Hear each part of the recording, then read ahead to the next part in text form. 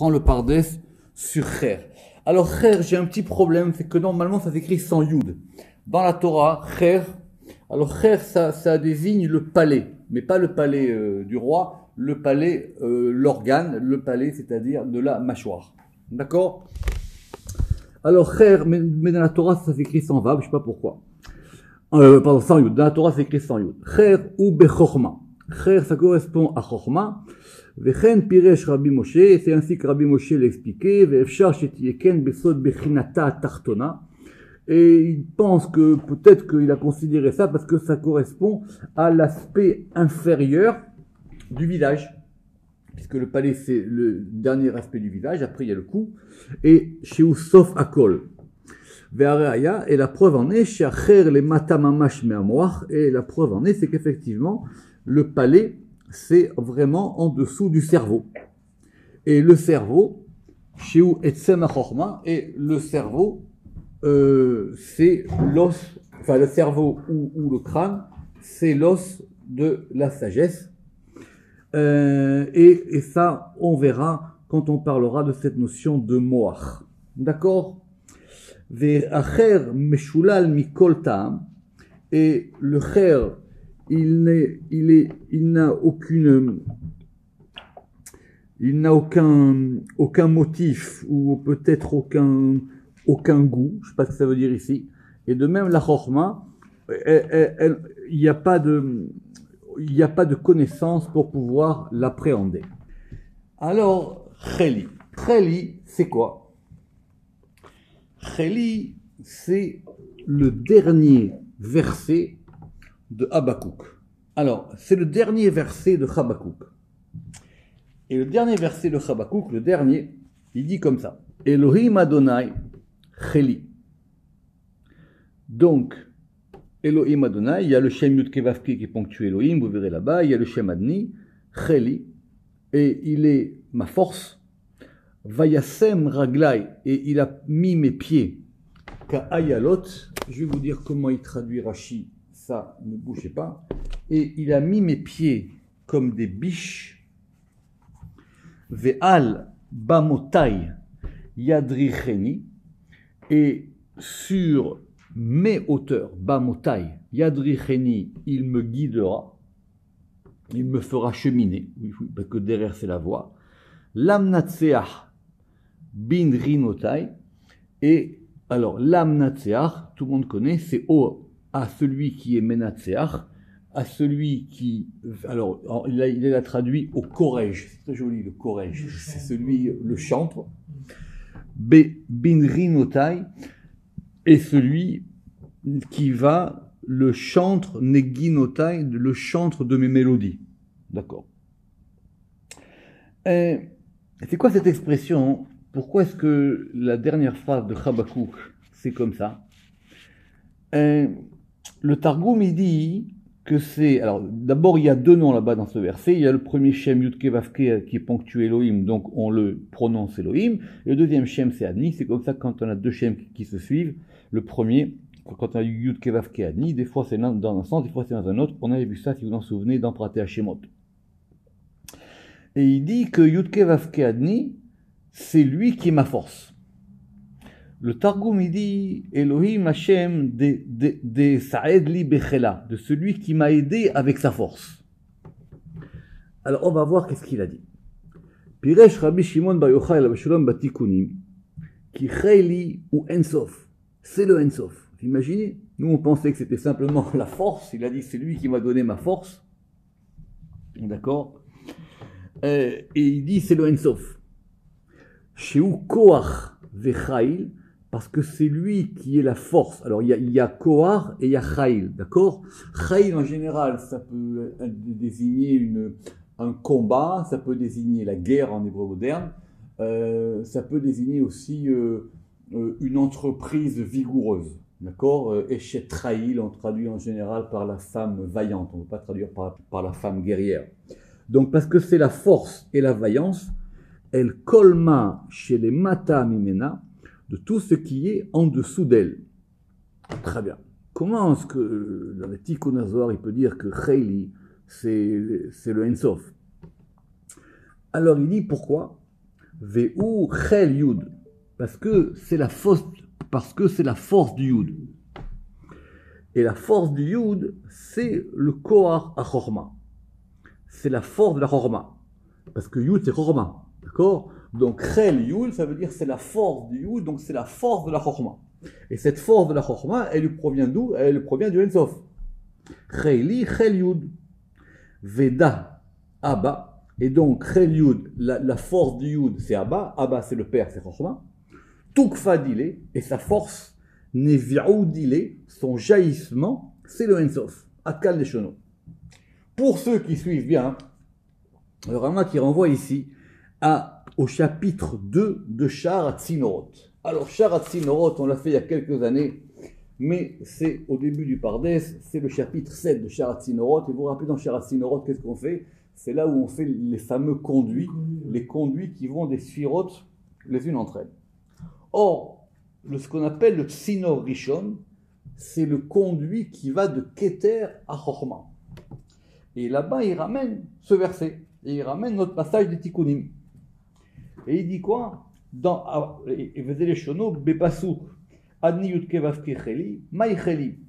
C'est quoi le Cheli? Donc là-bas, le Zohar, il est plus long. Tukfa de Kula Menena. C'est la force de tout qui provient de l'en haut. Cheli, Chel Yud. C'est la force du Yud. Veda Abba, et ça c'est Abba. Tukfa Dile, et sa force et sa puissance. Nevi'ou Dile, son jaillissement, c'est-à-dire sa source, ça provient du Ensof. D'accord? Pourquoi? Ou Mipne, je cite là-bas dans le Pardes, vous referez ça, il faut les faire, hein, ces portes-là, Sha'ar HaTzinorot, dans le premier chapitre, dans le deuxième Tzinor. Ou Mipne, Sheyidme Ameayen Litrot Riyotenu Vebeomro Kilaitim Keter Yikra Ensof. Alors il dit, de là, certains, ils ont voulu peut-être penser que Keter c'était Ensof, mais pas du tout, c'est pas du tout ça dont on parle. Pourquoi? Parce que ce conduit-là, il dit le Ramak, c'est le conduit le plus subtil. C'est celui qui va passer de Keter à Chorma. C'est celui qui est le plus haut.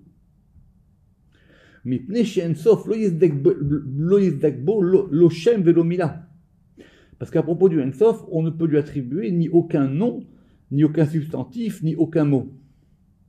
Et donc, c'est la force du Ensof qui va donner Kohar v'chail atzma lekol hasfirot, qui va donner la force aux toutes les sphirot.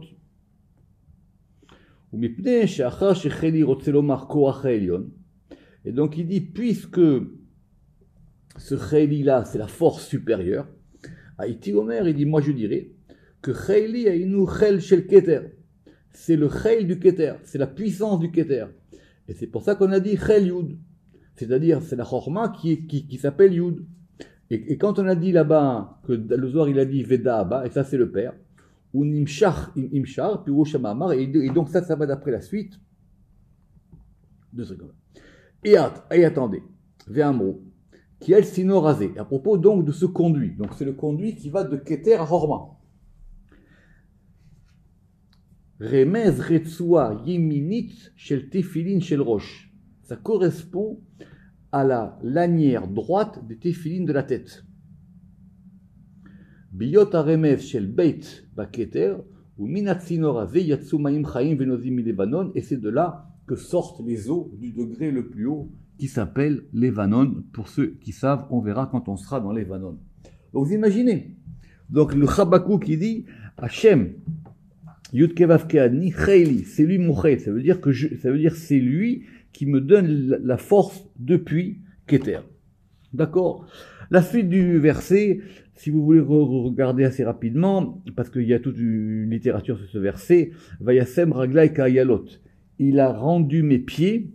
Alors je sais pas pourquoi lui il a dit, il rend mes pieds agiles comme ceux des biches. Non, il a mis mes pieds comme ceux des biches.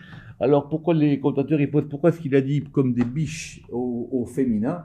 Il dit parce que c'est la force des prophétesses. Vous verrez là-bas dans le Radak, il y a une harichout là-dessus. Extraordinaire. Chérout.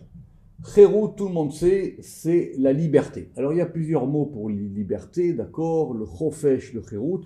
Mais le chérout, plus exactement, c'est la libération. D'accord? Or la libération, elle est dans Bina. Qui misham yotse achof shiud ve'achirut, parce que c'est de Bina que sortent les choses. Rappelez-vous que c'est le principe du Yovel. Au bout de la 49e année, les choses, elles perdent leur propriétaire et les choses reviennent à leur place. Vechen iskar batorah nun pamaim yetziat mitzraim. Et il y a marqué dans la Torah 50 fois la sortie d'Égypte. D'accord? Vous savez que c'est quelque chose qu'on rappelle tout le temps.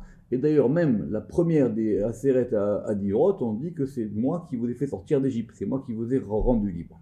Ça, il y a une porte entière qui s'appelle Sha'ar HaShe'arim, où le Rama qui fait des comptes très particuliers, parce qu'en fin de compte, il y a marqué plus que 50 fois dans la Torah. D'accord?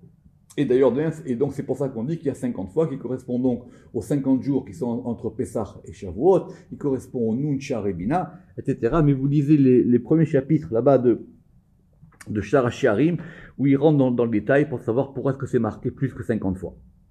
Donc, parce que c'est marqué dans la Torah 50 fois la sortie d'Égypte, les Orot, pourquoi? Pour indiquer que la libération, Yetziat Mitzraim, le fait de sortir d'Égypte, Al-Yada, ça s'est fait par qui? Par la Bina. C'est par le Kohar de la Bina qu'on sort d'Égypte. C'est pour ça qu'il y a marqué Elohim. Ou Pirashnu Beshar Nun, Sharim Perek Aleph Bet, comme je vous ai dit, effectivement, et c'est ça que nous avons expliqué dans la porte des Sharim, au chapitre 1 et 2. Et c'est pour ça, par exemple, que c'est marqué à propos de celui qui veut être esclave, il est marqué Uba Yovel Yetse, et il sortira dans le Yovel. On n'est pas encore à Yud, on verra évidemment qu'est-ce qu'on a à l'article Yovel. Et dans Parashat Lech Lecha, de ce degré de Chérout, on a fait un mot qui s'appelle Chorin.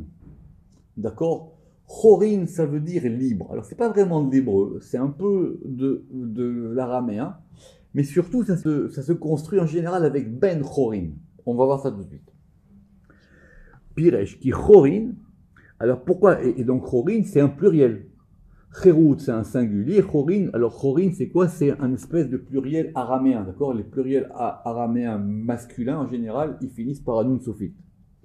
Piresh, qui Chorin, ça correspond à Chochma et Bina ensemble dans la Bina.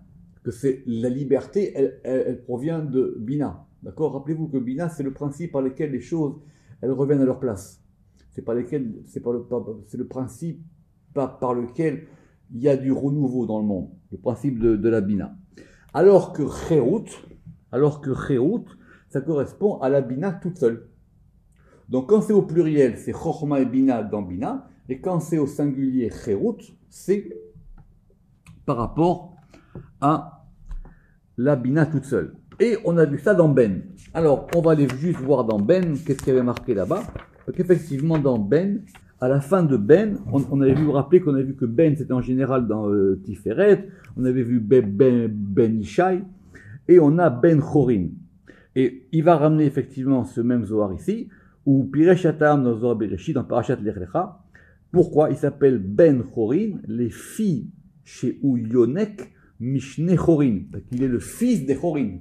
En général, nous on traduit comme un livre, mais c'est pas un homme libre, c'est le fils des libertés. Voilà, comme ça il faut le traduire, le fils des libertés. Donc qui c'est ce fils? Donc c'est Tiferet, et parce qu'il puise des deux libertés qui sont Chochma et Bina. Abina ve Chochma, Biotam Yachad. Venikra Ben Chéout, et il s'appelle Ben au singulier Chéout, parce ça c'est quand c'est au singulier, et c'est-à-dire quand il est uniquement par rapport à la Bina. Donc une différence entre Ben Chorin et Ben Chéout. D'accord? Alors maintenant, attention. On va faire une expression assez difficile, qu'on retrouve plusieurs fois dans la Torah. On la retrouve dans les psaumes en 54:11 et dans Isaïe 56:9. Mais j'ai choisi pour vous Isaïe 56:9. Qu'est-ce qui a marqué là-bas dans Isaïe 56:9? Cette expression, elle est Chaito Sadai. Alors grammaticalement, c'est pas évident. Une chaya, c'est un animal. Un sadé, c'est un champ. Sadai, ce sont mes champs. C'est H-A-M-P-S. D'accord? Donc, à tel point que Metsudat David, il dit que le Vav, il est en trop. Que s'il y avait marqué Chayat Sadai, on aurait pu s'en sortir, qu'on aurait la forme construite. Donc, qu'est-ce qu'elle dit cette expression? On est, donc, je vous ai dit, on est dans Isaïe. Alors, de quoi on parle? Alors, d'abord, c'est un chapitre magnifique. Il faut lire il faut avoir les psukim dans la main. Si vous n'avez pas les psukim, vous n'êtes pas la peine de commencer à travailler. C'est un chapitre magnifique, c'est le chapitre 56, c'est là-bas qu'on parle de Yad Vashem, c'est là-bas que le Zohar, il y a un super Zohar, la Sarishim, Asheri Shmeru Shabetotai, les eunuques qui garderont mes Shabbats. Et donc, c'est Isaïe qui désigne la fin des temps, d'accord? Kikerova Yeshuati, Lavo Vetitkati Li Galot, parce que maintenant, mon salut, il va se dévoiler. Et donc, les deux derniers versets, le chet et le tet. Donc, Neum, alors là-bas, c'est Adni Elohim. Neum Adni Elohim. Mais Kabetz Nitre Israël, et je vais rassembler les dispersés d'Israël. Od, encore, à Kabetz Alav, et je recueillerai en même temps, comme c'est traduit ici, les Nik Batsav et ceux qui seront recueillis les siens.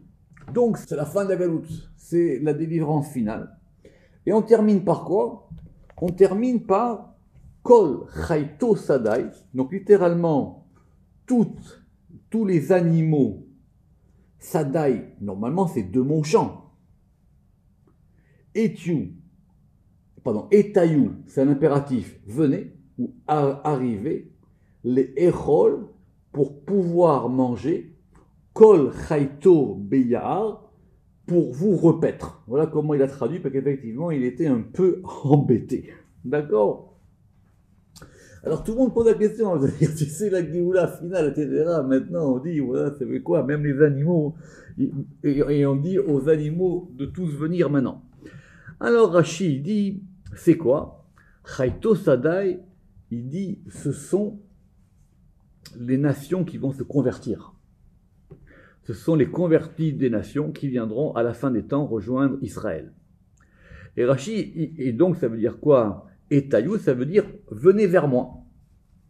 Venez vers moi et mangez donc. D'accord? Et Rashi, comme il ne comprend pas, il dit et vous allez manger toutes les bêtes de la forêt. Ou plutôt, et Rashi donne une deuxième explication, Chaito Sadai, Chayat Asadeh, parce que une bête des champs, En Kocha Rav, elle n'a pas autant de force qu'une bête sauvage.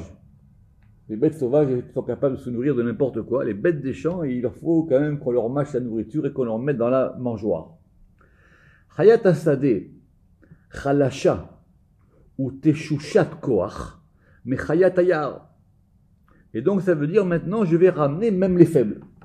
Mais c'est le mot, ça c'est le pshat. D'accord? Alors c'est quoi cette expression de Chaito Sadai? D'accord? Piresh Bazoar, Beparashat Pekudé, qui Yirmoz, et ils ont expliqué dans le Zohar, dans Parashat Pekudé, que cela indique Kol al Kochot à Tartonim, les forces inférieures qui sont en dessous de la Malchut. Ce sont les animaux de Shaddai. Alors nous c'est marqué Sadai, d'accord? Apparemment le Zohar il le lit Shaddai. Ça veut dire que maintenant, quand la Géoula elle est faite, toutes les forces de la Malchut elles se rassemblent.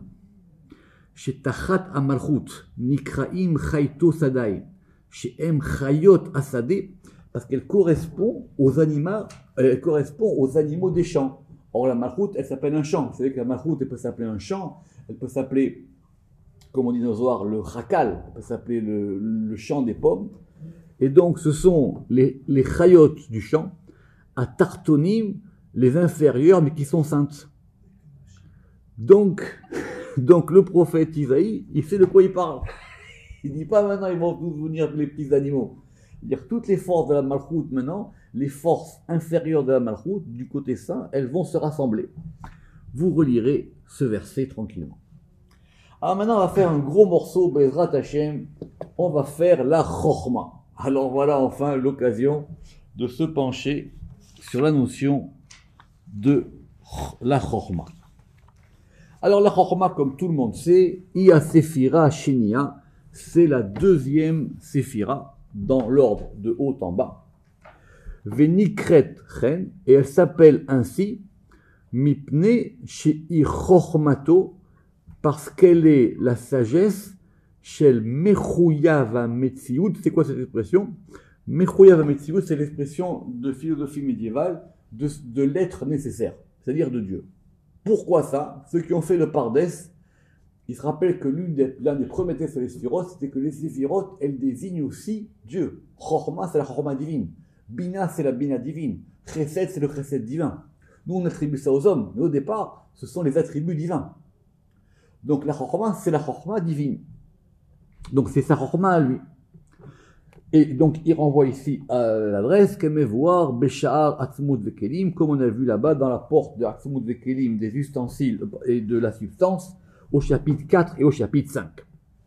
Et rappelez-vous le fameux verset de Yov, Ve'achorma me'a'in timatse. Donc c'est connu, c'est un verset dans Job. Normalement, on le lit à la forme interrogative, mais le Zohar le lit à la forme affirmative. Ça veut dire quoi? Ve'achorma me'a'in timatse, et la chorma, d'où, alors si on la lit à la forme interrogative, ça veut dire d'où la trouveras-tu? Me'a'in, c'est-à-dire d'où vient, timatse, d'où est-ce que tu la trouveras? Mais on la lit à la forme affirmative, la chorma, elle provient de Aïn, et Aïn c'est Keter. Donc la chorma, c'est quelque chose qui vient de Keter. Ou Pirouche, et on va expliquer par là que la chorma, alors, on va expliquer ça parce que ça revient souvent et on n'a pas les idées claires dessus. Chorma, c'est Koachma. Très bien. Mais tout le monde le dit, mais j'ai jamais vu des gens qui sont capables de bien l'expliquer comme le Rama qui l'explique. Ça veut dire quoi, Koachma? C'est la force de Ma. D'accord? Koach, Kafret, Memhe, Ma. Ma, ça vaut 45. Ole, Beminyan, Adam. Et 45, c'est Adam. Uba, Pene Adam. Et ce Adam-là, ça correspond, vous vous rappelez, dans le chariot de Ézéchiel, aux faces de Adam. Et ce nom de 45, ceux qui ont fait Shar Pratei Shemot, ils savent que ça s'appelle le Shem de Milou Yalfin. C'est le nom quand on remplit le Shem Yud Kevavke avec des Aleph. Donc on a Yud, Vav, Dalet. Le E, il écrit Aleph, et Aleph. Le Vav, Vav, Aleph, Vav. Et le E, et Aleph. Et lui, il vaut 45. Très bien. Donc, on va prendre du temps parce que c'est pas facile. Pourquoi c'est pas facile? Donc ça veut dire que Chorma, c'est la force du Shemma. Très bien. Chorma, c'est la force du Shemma. Vers Remez el Shemze, et l'allusion à ce nom-là, elle est de Chorma. Très bien. Pourquoi c'est pas facile? Parce que ceux qui ont fait le Harival, en général, le Shemma, il est dans A. Le Shemma, il est dans Tiferet. Mais si on dit que Chorma, c'est le Kohar du Ma, donc apparemment le Shemma, il correspond à Chorma. Pas facile ça. Alors on peut dire peut-être que c'est Chorma qui donne ce Shem-là, qui lui donne la Tiferet, mais en tout cas, hein, c'est pas facile. Parce que si on a les quatre noms Av, Sag, Maben, pour ceux qui connaissent, en général on dit que Av, il est au niveau de Yud, Keter, Chorma, et le Shemma, il est Av, Sag, le Shem Sag, il est au niveau de Bina, et le Shemma, il est au niveau de Tiferet. Mais d'après le Zohar, le Shemma, c'est Chorma. Très bien. Mais maintenant, c'est quoi cette force du nom Ma? Alors, force, c'est Kohar. Kohar, c'est quoi? Kohar, c'est 28. Ve'a remez el Shemze, bechorma. Ve'a Kohar, remez el Bina. Pourquoi est-ce que Kohar, c'est lié à Bina? Pour ceux qui suivent, parce que Kohar, c'est 2 fois 14. C'est Kuzu Bemursas Kuzu plus Hashem Elokenu Hashem. On l'a déjà vu dans les cours précédents. C'est deux noms de 14 lettres. 14 et 14, 28. 28 et 14, 42. C'est comme ça qu'on passe du Shem Kohar au Shem Membet. Vous voyez là-bas, on l'a vu dans Shar Pratei Shemot. Vers Kohar, Remez el Bina, qui bat Nirmezot Kohar Otiot, parce que c'est dans la Bina que se trouvent ces 28 lettres. Comme nous l'avons expliqué dans Shar Pratei Shemot. Donc, Chorma, c'est la force de Ma. Et même on peut dire mieux que ça. c'est la force de Adam. C'est la force de ce degré de Adam. Évidemment, Adam, c'est Adam. D'accord. Veine nikret chorma. Alors maintenant, quand on a chorma, on a quoi? On a la force de main. D'accord ou pas? Mais cette force, on a dit, elle vient d'où? De Bina. Donc chorma, c'est la force de main. Donc c'est Bina et chorma ensemble, puisqu'on a Kohar dedans. On y va. Veine nikret chorma. Bebechina amitkarevet el bina. Donc il s'agit, quand on dit chorma, c'est quand elle est proche de la bina, que c'est ce shemma qui va avoir une force et la force lui est donnée par bina. Alors, et la chorma elle-même, c'est quoi? C'est-à-dire qu'il ne serait pas attaché à bina. Alors du coup, on va être obligé de donner un adjectif. Ve'ulam, et donc, ve'ulam, tikra, et donc, quand alors, donc on a chorma qui se rapproche de bina, quand elle s'appelle chorma toute seule, ve'ulam tikra chorma keduma, mais elle peut s'appeler aussi la sagesse antérieure, keduma, kedem, de ce qui est avant, on va le voir après tout à l'heure, de la sagesse première. Or, cette sagesse antérieure, ça indique l'irmoz el kadmut bechina amitkarevet el aketer, dans le sens où maintenant elle se rapproche de Keter. Parce que Keter, lui, il s'appelle Kadmon. Il s'appelle le premier Keter, c'est l'antérieur. Donc soit elle est Chorma liée à Bina, elle s'appelle Chorma toute seule, soit elle est Chorma Keduma et elle est liée à Keter. D'accord? Très bien. Veod Nikra, elle s'appelle aussi Chormat Elohim. Elle s'appelle aussi Chormat Elohim. Chormat Elohim, c'est dans les Rois 1, 3, 28. Et on parle du roi Salomon. Et alors, qu'est-ce qui se passe là-bas? Pour ceux qui connaissent bien la Bible, rappelez-vous le fameux jugement de Salomon. D'accord? C'est quoi le jugement de Salomon avec, vous savez, ces deux femmes? Oui. D'accord? Que les gens ils pensent d'après le pshat, etc. Et ils disent ok, etc. C'est expliqué dans Sifra d'Isniouta que c'est quelque chose de très compliqué. Il y a un grand gaon là-dessus. Devina cette histoire là-bas. Mais, une fois que ce jugement a été fait, en Roi 1, 3, 28, Vayishme'u chol Israël et amishpat. Tout Israël a écouté ce jugement. Asher Shafat Amelech, que le roi a jugé. C'est le roi Salomon. Vayir'u mitne Amelech. Et ils ont eu peur du roi. Ki raou, parce qu'ils ont vu, ki chochmat Elohim bekirbo. Parce qu'ils ont vu qu'il avait la sagesse de Elohim en lui, la asot mishpat, pour exercer la justice. Alors c'est quoi Chormat Elohim? C'est quoi ce degré de Chormat Elohim? D'accord? Extraordinaire.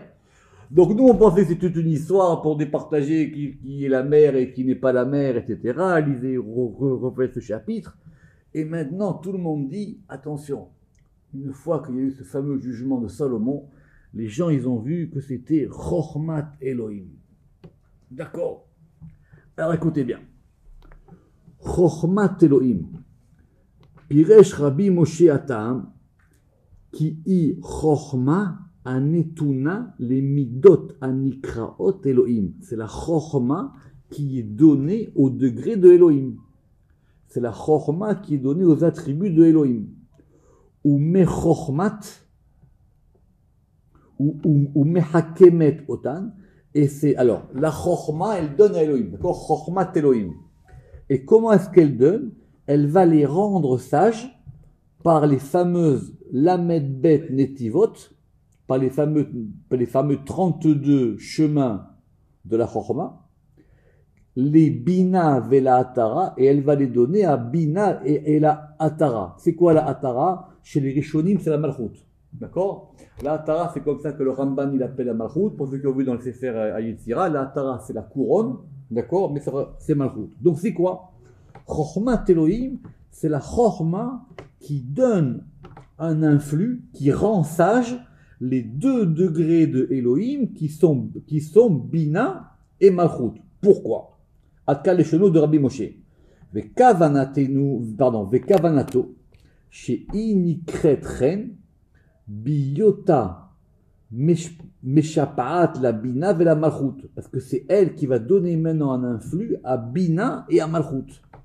Parce que Bina et Malchut, les deux, elles ont le nom Elohim. Parce qu'on fait Prata Shemot. D'accord? En fin de compte, Bina, elle peut s'appeler Elohim dans le sens où, comme on a vu, à propos des 10 paroles, rappelez-vous dans Bereshit Bara Elohim, bien que dans Prata Shemot, on dit que c'est Yud Kevavke avec le Nikud de Elohim. J'espère que vous connaissez vos leçons.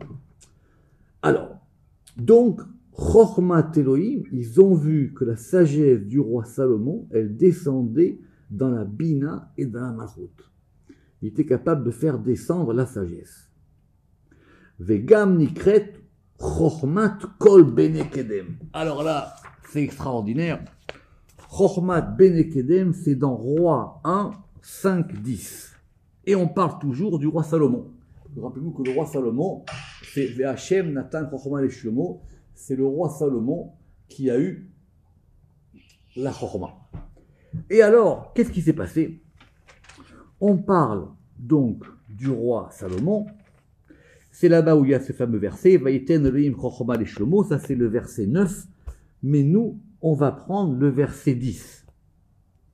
Alors, Vaïten Elohim Chochmat, et donc Elohim, il a donné la Chochma à Salomon. Udvuna Arbe, donc on a dit la Chochma c'est la sagesse, la Tevuna c'est la distinction, c'est un synonyme de Bina, ça on verra, il faut avoir fait l'Aïdra pour comprendre ça. Arbe Meod, de nombreuses façons, Verochav et une largesse de cœur, Kachol Asher al Sifatayam, comme le sable qui est au bord de la mer. Et évidemment la mer c'est Chochma. On y va. Va Terev Chochmat Shelomo, et elle s'est agrandie, Rav, d'accord, Rav c'est grand. Va Terev Chochmat Shelomo, et la sagesse de Salomon, elle s'est agrandie, mais Chochmat Kol Bene Kedem, plus que la sagesse. Alors Bene Kedem, ce sont les fils de l'Est. D'accord? Alors lui, il est traduit ici par les orientaux. Ou Mikol Chochmat Mitzraïm, et de toute la sagesse des Égyptiens.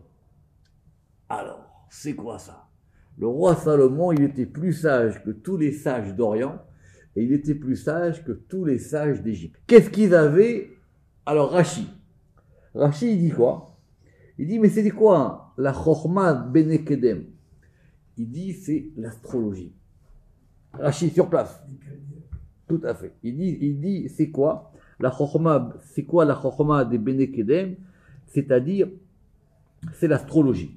J'ai pas ramené tous les...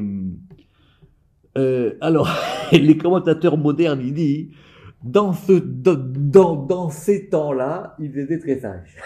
Dans ces temps-là, ils possédaient une grande sagesse. Vous pouvez voir là-bas, dans tous les commentateurs là-dessus, etc. Et c'est quoi la sagesse des Égyptiens? Donc je reprends. Va terev chochmat shelomo, mais chochmat kol bene kedem. Il était plus sage que tous les sages, que la sagesse de tous les orientaux, ou mikol chochmat mitzraïm, et de toute la sagesse d'Égypte. Pourquoi? Parce que rappelez-vous, que quand le roi Salomon il a construit le temple, il a fait venir des matériaux d'Égypte. Rappelez-vous, les fameuses portes et tout ça, parce qu'il savait qu'il y avait là-bas des sagesses. Mais en tout cas, lui, il avait une sagesse, c'est marqué là-bas dans le Zohar plusieurs fois, même dans la Torah, qu'il avait la plus grande sagesse possible. Le Zohar il raconte qu'il avait un aigle, il montait sur l'aigle et tous les matins, et il allait voir là-bas tout ce qui se passait. Il allait voir dans le monde tout ce qui se passait dans tout ce qui se passait dans les sagesses antiques. Alors, Vegam Nikret, Chochmat Kol Bene Kedem. Et donc, ça s'appelle aussi la Chochma de tous les orientaux. Ve'atam, Shei. Parce qu'évidemment, Bene Kedem, Kedem c'est quoi? Alors, normalement, Kedem, c'est l'antérieur. Mais dans la Torah, quand on dit Kedma, c'est aller vers l'antérieur, c'est-à-dire aller vers l'est. D'accord? Mais le Midrash, il ramène que Kedem, c'est Kadma Shelolam, c'est-à-dire aller vers l'origine du monde. Alors, Ve'atam, chez I, Meshapat, parce qu'elle va donner un influx, les Kol Hashanim Kadmoniot, elle va donner un influx à toutes les années antérieures, et c'est comme ça que Rabbi Shimon bar Yochai il a expliqué dans les Tikkunim. D'accord? Donc, parce que c'est une sagesse qui donne à tous les degrés antérieurs. Veyesh Chochma Acheret, Veinikret Chochma Shelomo. Mais il y a une autre sagesse qui s'appelle la sagesse du roi Salomon. Pourquoi est-ce que on va s'arrêter là-dessus? Parce que si on attribue la Chochma à Salomon, alors il est plus grand que Moshe. C'est une question pas chaude, ça. Même qu'on dit que Moshe, il est date, on a quand même dit que c'était Moshe le plus grand de tous les prophètes. C'était quand même Moshe. Alors c'est quoi cette fameuse sagesse du roi Salomon? On a dit V'Hashem Natan Chochma leShlomo, c'est dans le verset 9, plus haut. Alors c'est une bonne question. Alors normalement Chochma, c'est plus haut que Tiferet. Alors il faut nuancer ça. C'est pas si simple que ça.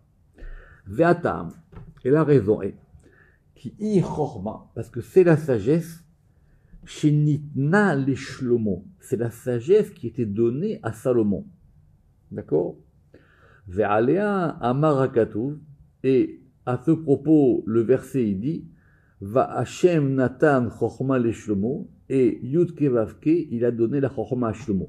Ve'od, les filles, parce que Salomon, c'est quoi? Shlomo. Ve'od les filles, chez Ibatzug, parce que c'est la compagne, donc le degré féminin, au roi, chez Shalom Shelo, au roi dont la paix est à lui. Parce que Shlomo, ça veut dire c'est le roi de la paix. Donc ici, Shlomo a Melech, quand on dit qu'il est Melech, il est roi, donc c'est la Malchut. Quand on dit que Dieu il a donné la Chochma à Shlomo, ça veut dire qu'il a fait descendre la Chochma dans la Malchut. Comme nous verrons quand on verra à l'article Shlomo. Et donc, on va avoir donc maintenant plusieurs types de sagesse. Venikret Gamken Chochma Zeira. Et elle s'appelle aussi la sagesse inférieure. Les filles chez Ena qui Chochma Teloim, parce que c'est pas comme Chochma Teloim. On dit que Chochma Teloim c'est quoi? C'est la Chochma d'en haut qui descend dans les degrés de Elohim. Mais Vezeu Chochma Hashenit, mais il s'agit d'une deuxième Chochma qui est la Malchut. La Malchut aussi dans le Zohar, elle s'appelle Chochma Tata. Elle s'appelle aussi la sagesse inférieure. Chez Ba, pourquoi? Parce que c'est un Yud. Et donc il y a un Yud en haut et il y a un Yud en bas. La Malchut, elle peut aussi être un Yud. Vous vous rappelez, la Malchut, elle peut être un E, mais aussi elle peut être un Yud. C'est pour ça que des fois, le meilleur de faire la Malchut, c'est de faire un Yud à l'intérieur d'un E. Vous rappelez-vous, on l'a vu dans le Pardes plus haut. Venikret, Beshem Malchut, Besod, Metziut, Yud Sheba. Vei Mishtava, elle a Chochma, qui est des pirates. Et donc, de ce point de vue-là, elle est équivalente. Donc, il y a un Yud d'en haut et il y a un Yud d'en bas. Rappelez-vous, vous rappelez comment vous pouvez vous rappeler de ça, vous faites un Aleph. Dans le Aleph, vous mettez un Yud en haut et un Yud en bas. Le Yud d'en haut, le Chochma, le Vav au milieu, au milieu du Aleph est Tiferet, et le Yud d'en bas qui est renversé, c'est le Yud de Malchut. Donc il y a une Chochma d'en haut et il y a une Chochma d'en bas. Ve'al shete Chochmot elu. Et à propos de ces deux sagesses-là, c'est ça qui est marqué dans Isaïe, Ani Rishon ve'ani Acharon. Je suis le premier et je suis le dernier. C'est-à-dire, je suis le plus haut degré et le plus bas degré. Ani Rishon ve'ani Acharon. Besod Chochma Berosh ve'Chochma Besof. Dans le secret de la Chochma qui est dans la tête, ou dans le commencement, et de la Chochma qui est dans la fin. Comme c'est expliqué là-bas dans les Tikkun HaZohar. Ve'alken. Nikret Malchut Chochma Acharona. C'est pour ça que la Malchut aussi, elle s'appelle Chochma Acharona et elle s'appelle la dernière Chochma. Pour ceux qui veulent encore plus approfondir, rappelez-vous que quand on avait vu là-bas Emek Reshit ve Emek Acharit, Rama qu'il avait hésité dans le Sefer Yetzirah, parce que c'est qu'on dit que si c'est Emek Reshit, c'est Rochma, alors c'est quoi Emek Acharit? Donc du coup, ça pourrait être Malchut. Et après, il avait dit que peut-être c'était Rochma et Bina, rappelez-vous là-bas dans le Sefer Yetzirah. Ve'od Pirshu Mefarshim. Mais on a aussi expliqué qu'effectivement, donc il y a la sagesse à Harona, la dernière, et il y a aussi la sagesse supérieure. D'accord? Alors la sagesse supérieure, Chochma Eliona, on va l'écrire d'une autre manière. Kelomar Chakema, attends le ma. C'est-à-dire, Sheyavo, attends que le ma arrive. Chakema. Alors bon, on a un peu triché, puis qu'on a mis 2 fois le et, d'accord? Nous on avait dit Koachma, ici on a fait Chakema. Attends que ce degré du ma il vient, ve altishal les machekodem, et ne demande pas à ce qui le précédait. Pirouche, tamtin, attends, ve tavin, et comprends, qui en kan askala le asiga, c'est toujours les paroles qu'il cite, parce qu'effectivement, on ne peut pas le comprendre. Ça suffit, je pense, pour aujourd'hui. Baruch Adonai Le'olam. Amen ve Amen.